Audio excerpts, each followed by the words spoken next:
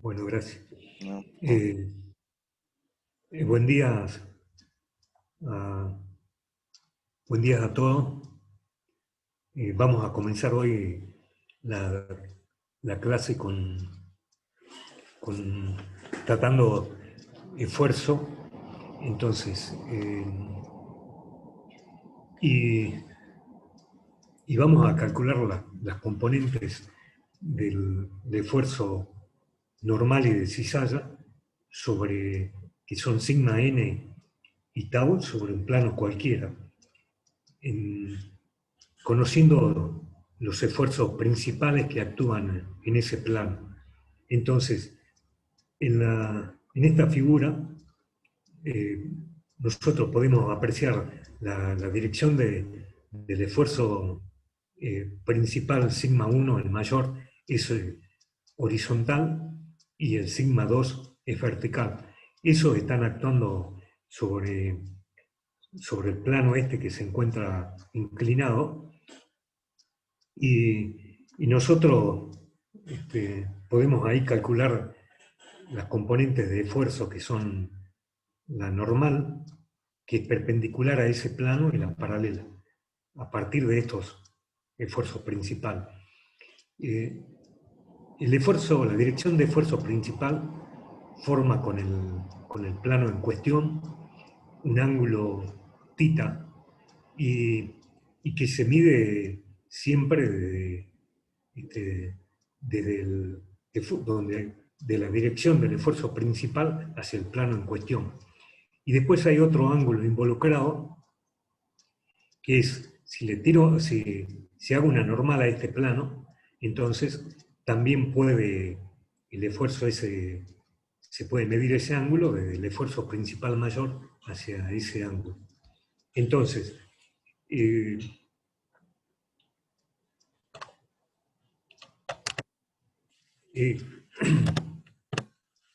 con, para calcular esas componentes de esfuerzo, nosotros podemos hacerlo analíticamente a partir de una fórmula que tiene un desarrollo no muy complejo. Entonces, acá tenemos el sigma normal y el tau.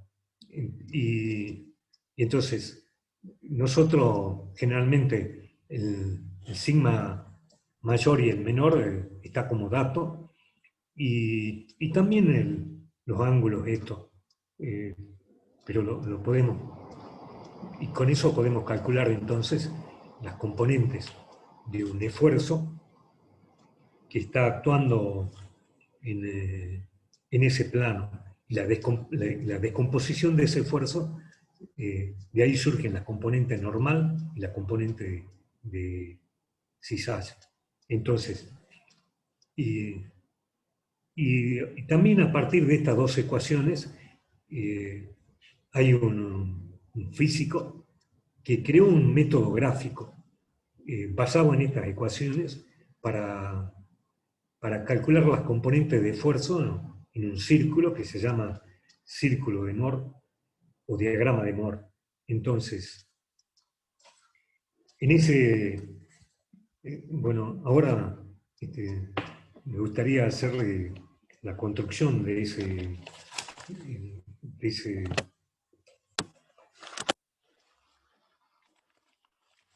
un segundito.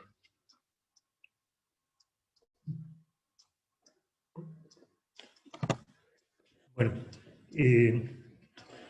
después le voy a explicar la construcción gráfica usando el Paint. Profe, Sí, se ve pantalla verde.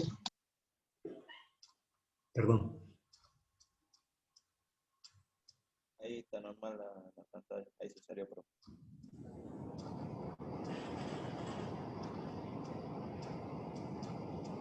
Se ve la pantalla ahí, profe. Bueno, listo. Entonces,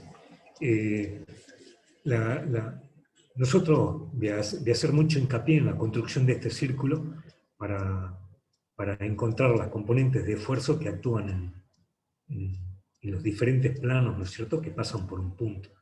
Y este sigma, el sigma 3 y el sigma 1 generan un campo de esfuerzo, un estado de fuerza. Entonces, en este círculo, en las abscisas, se representan los esfuerzos normales. Y, o sea que acá se encuentra el sigma normal y también los esfuerzos principales, porque esos corresponden a esfuerzos normales. Y en la ordenada se representan los de Cisalla. Entonces, los esfuerzos principales, reitero, van a ser graficados de acuerdo al valor que tengan acá en la abscisa. Entonces, con el valor correspondiente.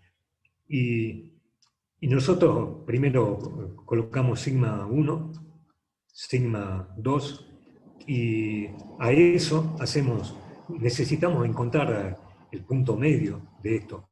Entonces hacemos una sumatoria de sigma 1 de sigma 2 más sigma 1 y lo dividimos por 2 y encontramos el punto medio. En esa posición nosotros vamos a colocar acá el transportador, el compás, y vamos a hacer un círculo que pase por sigma 1 y por sigma 2. Y ese es el círculo de Moore. Y ese círculo de Moore tiene por diámetro sigma 1 menos sigma 2. Y como radio viene a ser sigma 1 menos sigma 2 dividido 2. Entonces, y todos los puntos que se encuentran en esa circunferencia corresponden a infinitos planos que me genere ese estado de esfuerzo. Entonces, yo puedo conocer las componentes de esfuerzo usando este artilugio gráfico, simplemente viéndolas a partir de este punto, desciendo hasta la abscisa, y ahí tengo el valor correspondiente del sigma normal, y me voy hasta la ordenada, y ahí tengo la componente de cizalla en esa posición. Y acá en este gráfico, los ángulos θ, siempre el ángulo θ, como habían visto en la diapositiva anterior, forma el ángulo θ es un ángulo entre la dirección de aplicación de sigma 1 y el plano. Entonces, si yo quiero saber, por ejemplo, cuál es el ángulo θ del plano que pasa por ahí, entonces voy a partir del eje de las abscisas, ¿no? Y hasta que llegue al otro lado de ese ángulo. Entonces, el otro lado de ese ángulo es la unión del punto en el cual yo quiero conocer las componentes de esfuerzo y sigma 2. O sea que sigma 2, sigma 1, es el vértice de ese ángulo. Entonces, siempre lo mido desde el eje de las abscisas hacia la otra línea que forma el ángulo. Y el ángulo alfa tiene como vértice el sigma 2. Entonces, desde la abscisa, porque ahí se encuentra sigma 1, mido el ángulo que existe entre la abscisa y esta línea, que es la normal al plano, ¿no? O sea que θ es el ángulo entre el plano y sigma 1, y alfa es el ángulo entre la normal y sigma 1. Pero el vértice se encuentra en sigma 2. O sea, y la suma del ángulo θ y el ángulo alfa es 90 grados. Si ustedes observan este triángulo, entonces acá, este lado es normal a la posición del plano. ¿Ven? Esto es normal. Entonces, y para calcular, por ejemplo, el ángulo doble que se usa en la fórmula que está acá, 2 alfa, entonces, voy a trazar un radio desde el centro del círculo que toque el punto donde se encuentra el plano. Entonces, ese sería el otro lado de ese ángulo. Entonces, siempre desde las abscisas empiezo a buscar el ángulo hasta que llego a la intersección de ese lado del ángulo. Y ahí tengo 2 alfa. Y para 2 tita, de nuevo, desde las abscisas, voy hasta la posición de esa línea y tengo el 2 tita. Y el 2 tita más el 2 alfa es igual a 180 grados. Y acá, si ustedes observan, abajo hay una serie de por ejemplo, sigma 1 más sigma 2 dividido 2 es el punto medio. Y este radio es el sigma 1 menos sigma 2 dividido 2. Entonces, si yo uso, por ejemplo, esta fórmula, esta expresión matemática de arriba, yo la puedo sacar también gráficamente de acá, porque la construcción de este círculo está en relación a esa fórmula. Entonces, el primer término de esa fórmula es un medio de sigma 1 más sigma 2, que es esto. Entonces, estoy en esta posición, desde el origen hasta el centro de este círculo, más, ¿no es cierto?, un medio de sigma 1 menos sigma 2, que es la hipotenusa de este triángulo, así, este que está acá, ¿no es cierto? Y ese triángulo tiene el coseno, ¿no?, usando este ángulo. Entonces, un medio de sigma 1 menos sigma 2 es el coseno. Entonces, cuando hago esta sumatoria, esto me tiene que dar negativo para que yo le reste este cateto. Entonces, el valor de sigma n es desde este punto hasta el origen.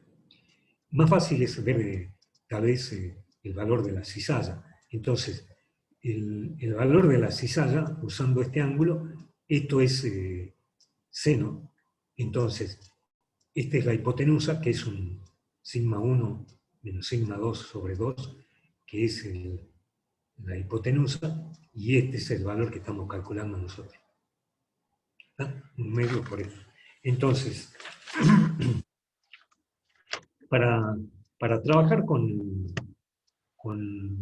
el círculo de Moore, es necesario establecer algunos convenios, entonces, de signo, que nosotros los aceptamos para calcular los valores de las normales. Entonces,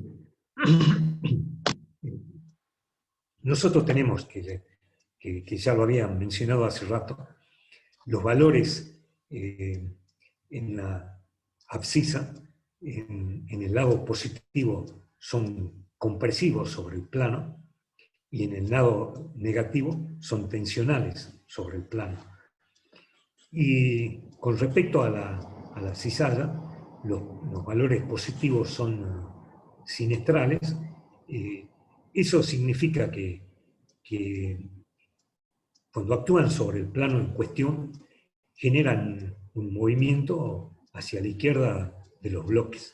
¿Sí? Si yo me estoy parado en esta posición donde está el cursor, voy a ver que este bloque se me desliza hacia mi mano izquierda, hacia mi brazo izquierdo. Y si me sitúo acá, también este bloque se desliza hacia el brazo izquierdo mío. Y la parte negativa corresponde a movimientos dextro que vendrían a ser de lateral derecho. Y con respecto a los ángulos, entonces, si para ambos, para tita o para alfa, si voy en sentido horario, desde desde el eje de las abscisas, donde está sigma 1, es negativo, y si voy en sentido antihorario, es positivo. Entonces, esa situación hay que siempre tenerla presente. Bueno, y ahora le voy a enseñar cómo con el Pine nosotros podemos medir los ángulos. Entonces,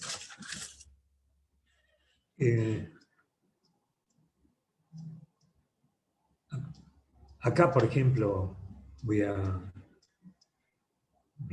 colocar, por ejemplo, las abscisas. Esto.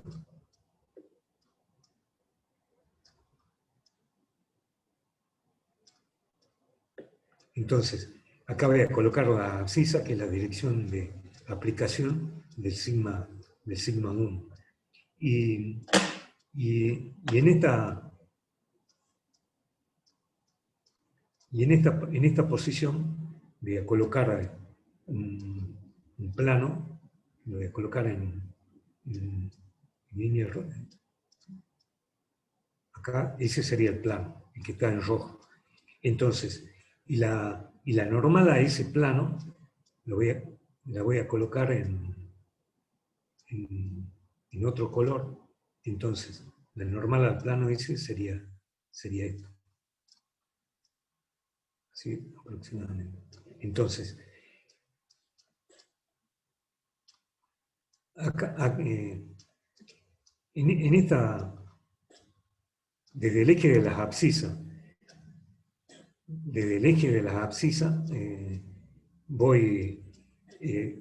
parto de ahí con el 0 y me deslizo hasta que encuentre la línea esa a la que quiero medir. Ese sería el alfa. Y en el caso del plano, desde el eje de las abscisas me voy hasta la otra línea que genera el ángulo, y ese sería el ángulo θ. Este es el ángulo alfa. En este voy en sentido horario, este sería negativo. ¿Sí? Negativo. Y este va en sentido antihorario, entonces sería positivo. Entonces, eso es un caso. Ahora, si el plano tuviese otra orientación, ¿no? Nosotros podemos de nuevo colocar acá el eje de las abscisas, que estaría en esta posición, ahí.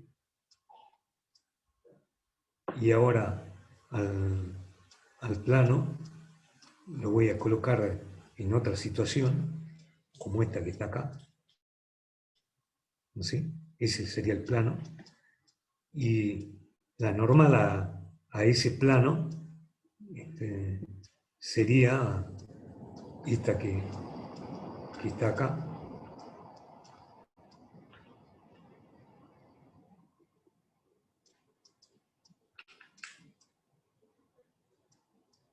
Esa sería la normal. Entonces, ahora, por ejemplo, el θ lo mediría en sentido antihorario, ¿así? Entonces, en ese caso, el θ es positivo. Y la normal, que es esta, sería negativa. Ahí.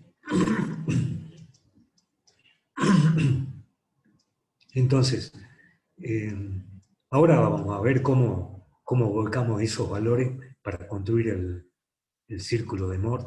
Entonces, siempre partimos que conocemos los esfuerzos principales. Entonces, lo primero que tienen que hacer ustedes cuando quieran graficar el círculo de Moore, que se va a hacer en todos los ejercicios, es hacer el sistema de eje coordenados, ¿no? En cartesiano, con la abscisa y la ordenada. Entonces, en esta posición voy a colocar el esfuerzo de cizalla, el esfuerzo de cizalla, que le voy a poner con C, y acá van a estar los esfuerzos normal.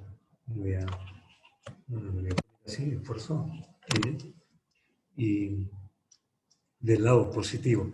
Y supongamos que acá tenga el esfuerzo sigma, el esfuerzo principal mayor, que sea igual a 80, por ejemplo, a 80, ¿no? Entonces, a 80. Y después, bueno, no le voy a poner las unidades. Y el esfuerzo principal menor, que es que lo estamos trabajando ustedes como sigma 2, podría ponerlo en...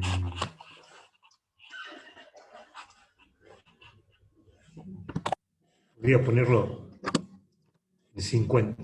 Entonces, toda esta parte, la abscisa, va a estar con valores acá, supongamos cada 10, 20, 30, así. Entonces, yo podría tener acá, por ejemplo, voy a hacer, esto podría valer 10, esto 20, 30, 40, 50, bueno, 60, 70 y quizá 80 acá. Entonces, la diferencia que existe, yo voy a graficar acá, por ejemplo, el sigma en 80, voy a colocar acá en esta posición, ahí va a estar el E1, y en 50, 10, 20, 30, y en 50 acá estaría el E2. ¿Tá? Entonces, yo tengo que hacer acá, para encontrar, necesito ahora encontrar el punto medio de ese círculo. Entonces, voy a hacer la diferencia, voy a sumar E1 más E2 y lo voy a dividir por 2 y entonces voy a encontrar el valor. Entonces sería 80 más 50 sería 130. Entonces esto estaría en 75, en esta posición más o menos. Entonces, en 75. Ahí voy a colocar el centro del compás, la punta del compás. Y después voy a hacer un círculo que pase por E1 y por E2. Entonces,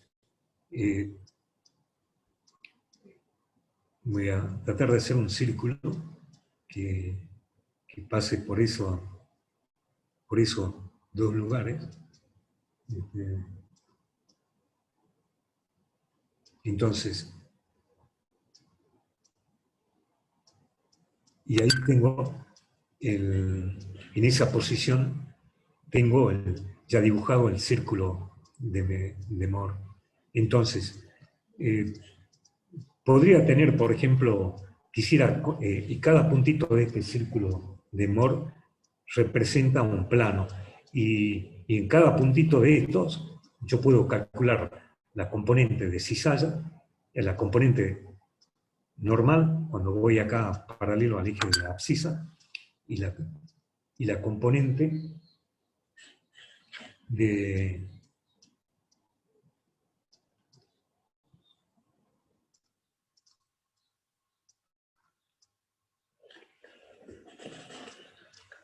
Entonces,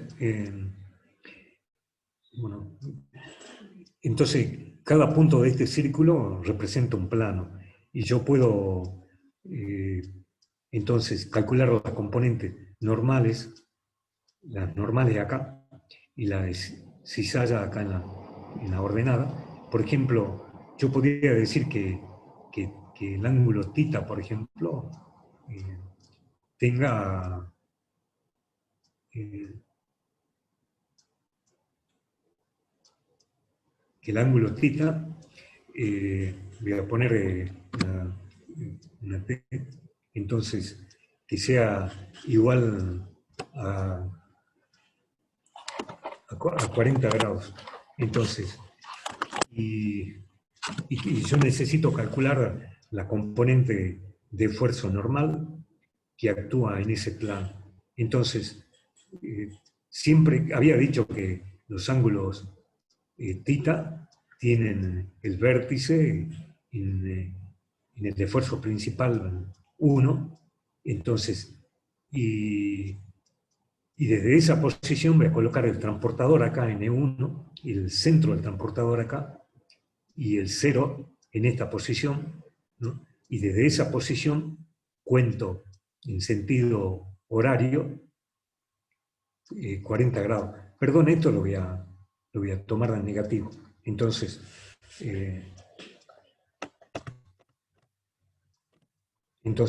desde esta posición voy a salir y voy a marcar con el transportador 40 grados, una vuelta que lo tengo marcado, voy a unir esa marca que yo hago en 40 grados con la ubicación de sigma 1, entonces yo puedo ya tener el ángulo θ en este caso. Entonces,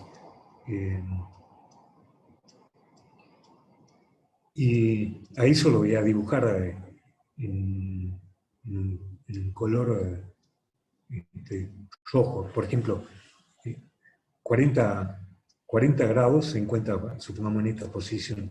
Entonces, lo que me di con el transportador, de esa posición me voy hasta donde está ubicado el esfuerzo principal, y entonces este que está en esta situación, este sería el ángulo θ, ese ángulo, que es 40 grados. Entonces, si quiero ubicar la posición del ángulo alfa, voy a, de nuevo, un lado de ese ángulo es el eje de la abscisa, y entonces, donde se encuentra sigma 2 va a ser el vértice, y de esta posición me voy hasta el punto que corresponde al plano. Si ustedes se fijan, ven, esto es 90 grados. Entonces, en esta posición va a estar el ángulo alfa, que lo voy a medir desde siempre saliendo del sigma, desde la ordenada, hasta la línea esa que marqué recién. Entonces, este sería el ángulo alfa.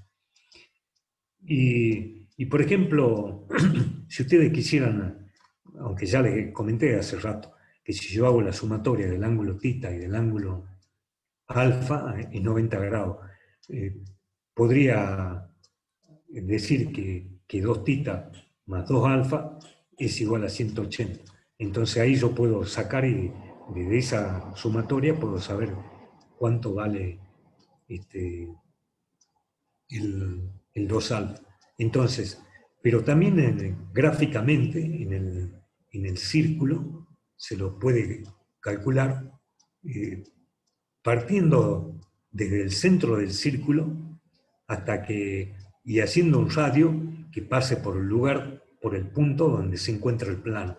Entonces, hago esto y ahí tendría, en esta situación, ¿no?, tengo el ángulo 2θ, salgo siempre desde la abscisa, el ángulo 2θ sería este ángulo, y el ángulo 2 alfa sería este otro,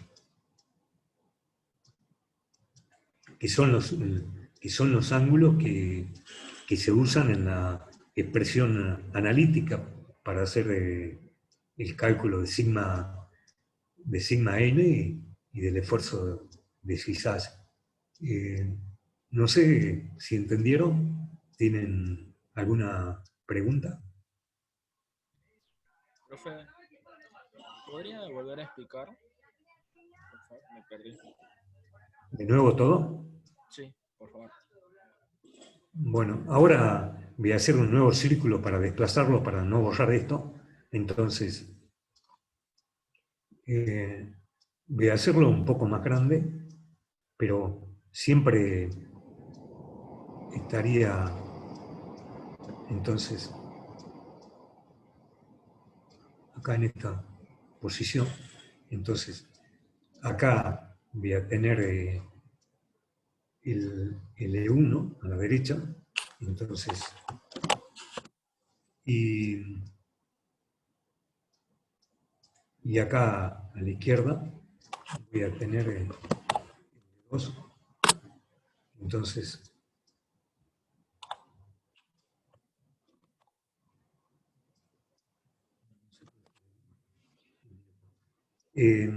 entonces acá tengo el E2. El punto medio, entonces, va a ser la sumatoria de E1 más E2 dividido 2, entonces voy a tener el punto medio en esta posición. Y aproximadamente ahí, acá, ahí, ¿no? Entonces, ahora los valores son distintos que este que usé acá, pero no importa, sirven. Entonces, concentro en esta posición y del compás y la abertura que llegue desde este punto medio hasta E1, o bien hasta E2, trazo este círculo. Ese es el círculo de Mohr, ¿no? Concentro en esta posición. Entonces, ya habíamos dicho que por ejemplo, que el radio de este círculo es,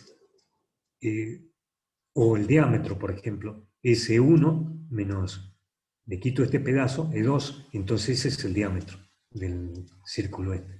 Entonces, si a E1 menos E2 lo divido por 2, tengo el radio de ese círculo. ¿Estamos? Si ustedes quieren hacerme una pregunta, me podrían interrumpir si quieren. Y nosotros, por ejemplo, acá habíamos puesto que queremos conocer el valor de las componentes normal y de cizalla de un plano que forma un ángulo de 40 grados con el esfuerzo principal mayor. Entonces, para encontrar ese ángulo, voy a colocar el centro del transportador en esta posición, en E2, el 0 a lo largo de la abscisa,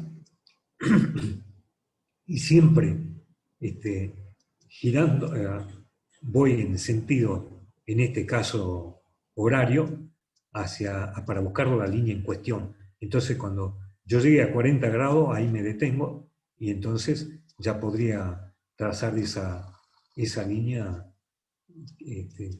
que representa el plano. Entonces, estoy en esta posición, ahí, y 1 con E1, entonces ahí yo tengo un ángulo entre las abscisas y esa línea roja.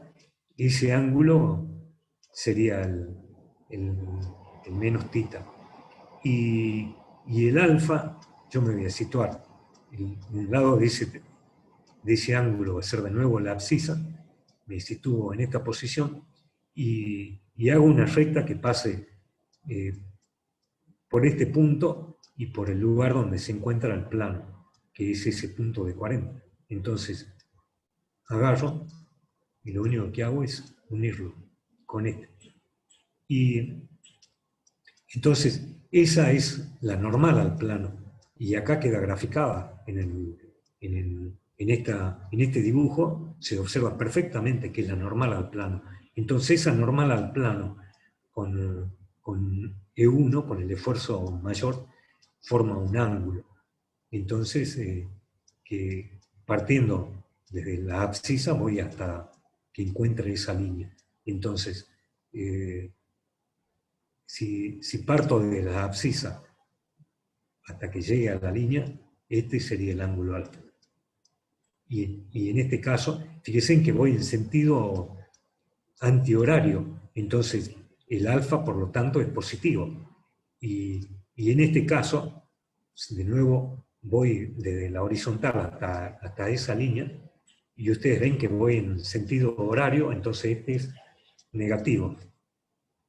Y las componentes, por ejemplo, de esfuerzo normal y de cizalla en ese plano, yo digo componente porque sobre ese plano, sobre este que está acá, actúa un esfuerzo. Y ese esfuerzo actuando sobre ese plano tiene las componentes esa de normal y de cizalla. Pero el esfuerzo ese surge del accionar de sigma 1 o de E1 y E2 en ese plano. Entonces, para calcular esa componente, me voy a ubicar en esta posición y voy a descender hasta el eje de la abscisa, y entonces desde el origen hasta esta posición es el valor del esfuerzo normal. Y después, para calcular el esfuerzo de cizalla, me sitúo acá en esta posición, me voy paralelo a la abscisa hasta que tengo, entonces, y ahí tengo un esfuerzo, el esfuerzo de cizalla. Entonces, ese esfuerzo de cizalla, como habíamos dicho, la convención de signos, entonces, si yo tengo el plano, acá lo voy a graficar en esta posición así, entonces quiere decir que en ese plano, ¿no?, el bloque que está acá al frente mío, o el labio de este bloque, se va a deslizar en este sentido. Ahí. Y este otro se va a deslizar así. Entonces, este para acá, y en este caso, este para allá. Entonces, en esta posición, el plano que tiene ese correspondería a una falla, ¿no es cierto?, por ejemplo, inversa, pero que tiene una componente de deslizamiento de rumbo sinestral. ¿Está claro? Si ustedes quieren, podríamos hacer esto mismo, pero para la parte de abajo. Como si ustedes ven, estas cosas son simétricas. Entonces, para 40, pero positivo, estaría puesto en esta posición. Entonces, y podría hacerlo, por ejemplo, con amarillo. Entonces, acá el plano estaría acá en esta posición, y uno con este. Entonces, ahí, si ustedes ven, partiendo desde la abscisa, voy, para marcar ese ángulo θ, voy en sentido antihorario, acá. Y en cuanto para trazar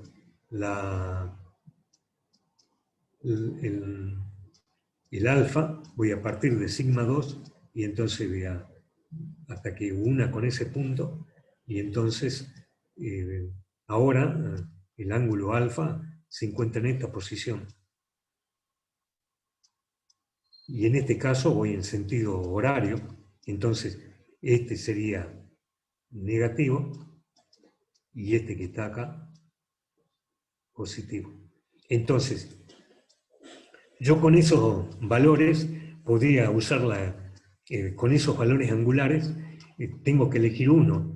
En la fórmula aparece alfa, entonces podría usar la fórmula esa que le mostré anteriormente, y ustedes calcular entonces analíticamente los valores de sigma normal y esfuerzo de cizalla, los cuales tendrían que coincidir con los calculados en el gráfico de Moore. Tendrían que tener los mismos valores. Bueno, por ejemplo, podríamos hacer quizás o el ejercicio, el primer ejercicio, que es esto, lo que hicimos, ese correspondería aproximadamente al primer ejercicio que está en el trabajo práctico, ¿no? Y después también hay algo que me interesa enseñar, que es la generación que corresponde al último TP. Entonces, que calcular una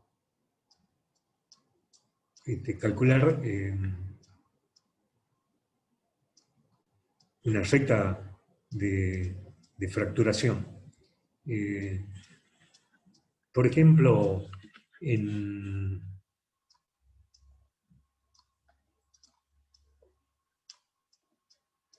hay en el laboratorio se puede tomar una muestra de roca. A esa muestra de roca se hace un cilindro, pero no solamente tomamos uno, sino que tendrían que ser varios ejemplares de esa muestra de roca tomadas y hacer un cilindro de esa muestra. Entonces, y nosotros vamos a realizar un ensayo sometido en una prensa triaxial. Entonces, en esa prensa triaxial yo tengo un líquido que rodea la muestra. Ese va a ser la presión de confinamiento, que va a corresponder con el esfuerzo menor, sigma o E2, y en la vertical le voy a aplicar una fuerza que va a ir gradualmente incrementándose hasta que la roca se rompa. Entonces, por ejemplo, y siempre la presión de confinamiento va a tener distintos valores, y la que aumenta progresivamente es la vertical hasta que se produce la ruptura. Cuando se produce la ruptura, yo puedo medir el valor angular de θ de esa muestra, y con el esfuerzo de confinamiento, que voy a tomar que es en 30, por ejemplo, que sería el E2, y en aproximadamente acá 110, que sería el valor de E1. Entonces, de nuevo, busco el punto medio y hago el círculo, y entonces saco el valor del ensayo, mido el ángulo θ, entonces, y lo coloco. Ese punto 2, por ejemplo, correspondería a la posición de la fractura, del plano de fractura, orientado con respecto a sigma 1. Entonces, siempre estos puntos representan los planos de ruptura, la fractura. Entonces uno todos esos puntos con una línea recta, y esa línea recta responde a esta ecuación. Entonces, y esa es una línea de fracturación que corresponde a otro físico, que es Coulomb o Coulomb-Navier. Entonces, este tau y esto corresponden a los esfuerzos normales. Esto es la cohesión primaria, y esto es un coeficiente de resistencia a la fricción. Si todo círculo de Moore o todo plano que cumpla con este requisito, la roca se rompe. Entonces, para generar la ruptura, yo tengo que vencer esta expresión que se opone al movimiento. Entonces, y C viene a ser la cohesión, que es la ordenada al origen de esa recta. Entonces, esa C es una propiedad interna de la roca. Y mu es el coeficiente de rozamiento, que si yo bajo esta recta hasta esta posición, ¿no?, hacia la parte negativa, esa forma con la abscisa un ángulo que se llama φ y que es el ángulo de fricción o ángulo de rozamiento interno. La tangente de ese ángulo es el coeficiente de fricción. Entonces, cuando la roca responde perfectamente al criterio de Coulomb, cuando yo una el punto central de la circunferencia donde ubico el punto del compás y con el punto de ruptura, siempre el 2θ se va a mantener constante, porque este diámetro siempre es perpendicular a esta recta de fracturación. Generalmente las rocas no cumplen con ese criterio, entonces nosotros a lo mejor no es perfectamente perpendicular. Entonces ahora en el Power le voy a explicar, bueno, en esta gráfica yo tengo la parte compresiva y la parte tensional, entonces esa recta acá se une con el eje de la abscisa, y ahí forma un ángulo, que un lado de ese ángulo es la abscisa y el otro es la posición de esa recta. Entonces, ese es φ. Y la tangente de ese ángulo es el coeficiente ese de fricción interna o el coeficiente de resistencia al deslizamiento. Entonces, y acá tengo la cohesión, que es la ordenada acá en el origen. Entonces, y esa tiene un valor para que tau rompa por un plano en el cual el esfuerzo normal es 0, tiene que vencer esta cohesión, que es la que mantiene unida los granos. Entonces, ahora le voy a graficar que en el último ejercicio ustedes tienen que hacer obtener esa recta. Entonces, eso surge entonces de una serie de experimentos de corta duración con la presión de confinamiento dada por un líquido, y entonces y siempre el sigma 1 lo voy aumentando vertical, y entonces yo voy a hacer una recta porque ustedes me van a disculpar porque no me sale bien el dibujo. Entonces voy a hacer una recta que va a corresponder a la línea esa de fracturación. Entonces, esta recta yo lo voy a obtener después que haga todos los círculos, pero acá por una razón de dibujo simplemente voy a graficarla antes. Entonces, la primera muestra, por ejemplo, va a ser esta, la que voy a dibujar, y entonces esa va a ser el primer círculo de Mohr que sale del primer ensayo. Entonces yo la voy a colocar acá en el eje de la abscisa, y ahí, por ejemplo, se produce la ruptura acá en este punto. Entonces, dibujando otro círculo que correspondería a otro valor de presión de confinamiento, lo coloco en esta posición, entonces tengo el otro punto. Y por último, uno acá, entonces ese lo voy a colocar acá, y hasta que toque.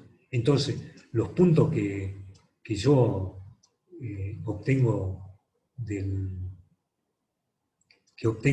experimento eso de corta duración hasta que se rompe, son estos que están acá. Ese punto acá. Este otro punto acá. Y este otro punto en esta posición. Y entonces, esta recta que hace es una línea, una recta de fracturación me separa dos campos. Un campo inferior que es de estabilidad y un campo superior que es de ruptura. Ningún círculo de Moore puede pasar esta recta, porque apenas la toque se rompe la roca. Entonces, pero sí podría haber, por ejemplo, un círculo de Moore, por ejemplo, que se encuentre en esta posición, y entonces ese círculo de Moore, por ejemplo, está en una posición estable. Esa roca, con ese estado de esfuerzo, no se va a romper nunca. Y no existe ningún círculo de Moore que pueda pasar por encima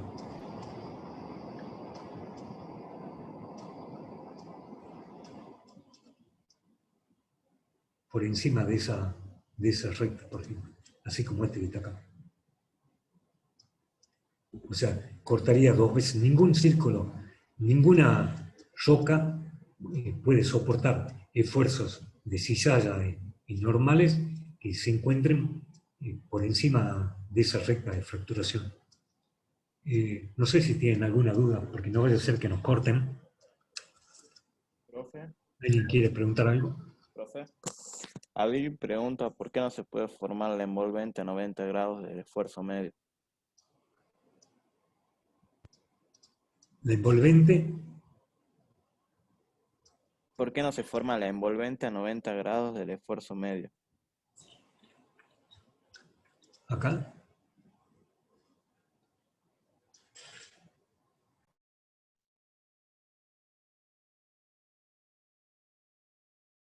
Espérame un segundito. ¿Por qué no se... si yo tuviese, por ejemplo, acá el esfuerzo medio, ¿no? Y esta aproximadamente sería el tau máximo.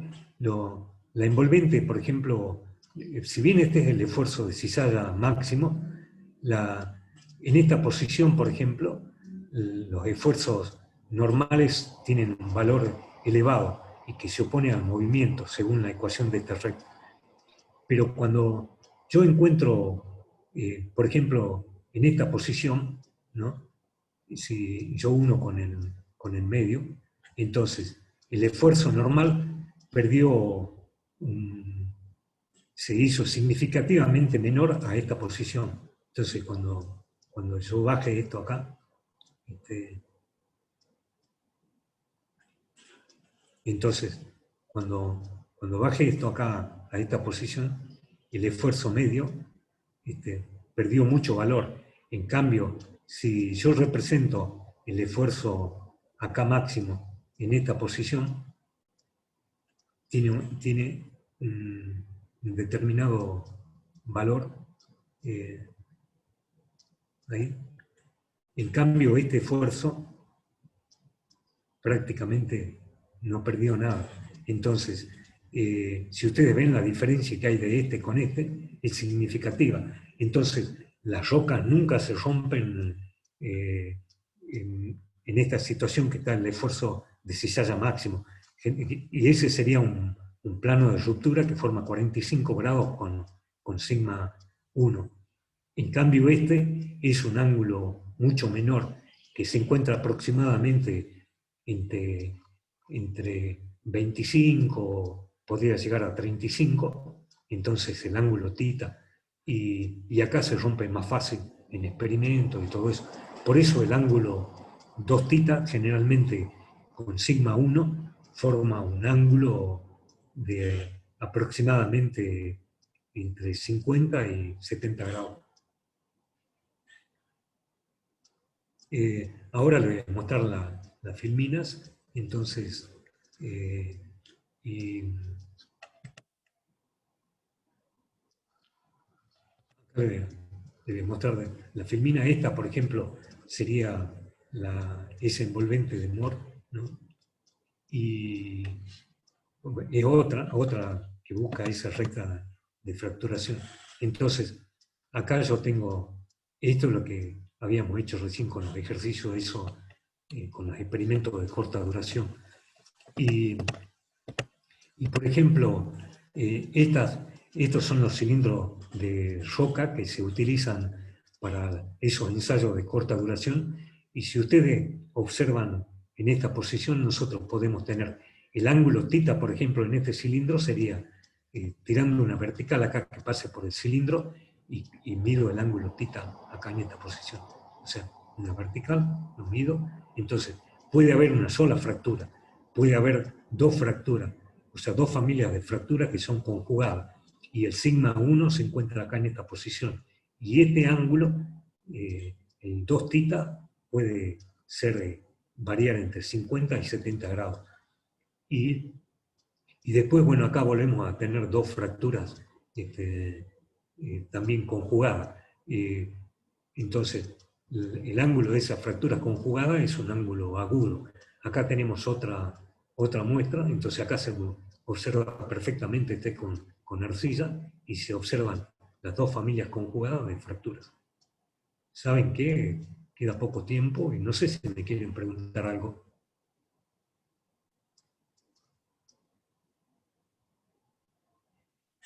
Bueno, si no pregunta nadie, este es un ejercicio, por ejemplo, que dice que el esfuerzo medio en la roca, entonces está en 40 megapascal, y el diferencial es 20 grados. Entonces, 40 megapascal se encontraría acá el punto medio. Entonces, el esfuerzo diferencial es la diferencia entre el esfuerzo E1, el máximo, y el esfuerzo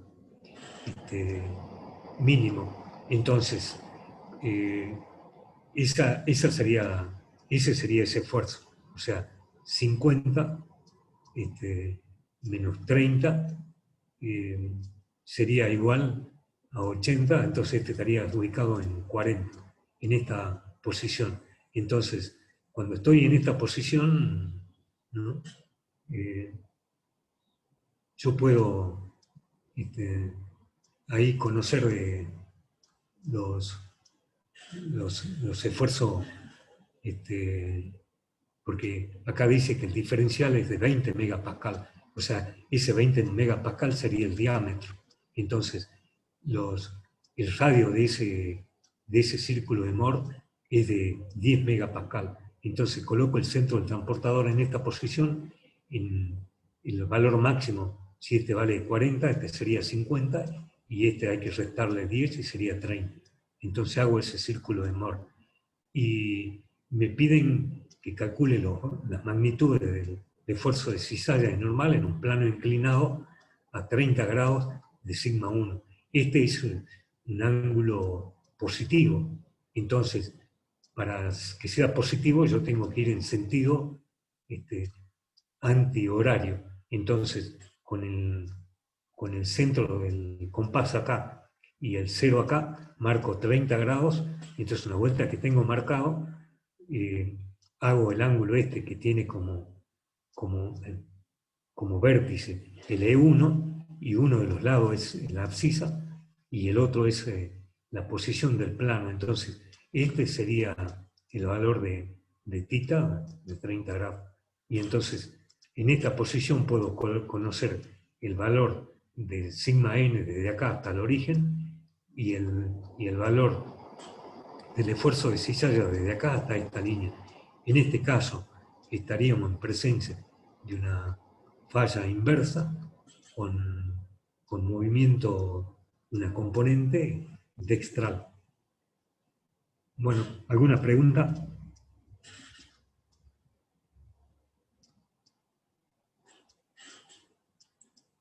Si no hay pregunta, entonces damos por concluida la clase y entonces el próximo viernes retomamos de nuevo. Bueno, profe, muchas gracias. No, gracias a ustedes y bueno, que tengan un buen día. Gracias, profe. Igualmente, profe.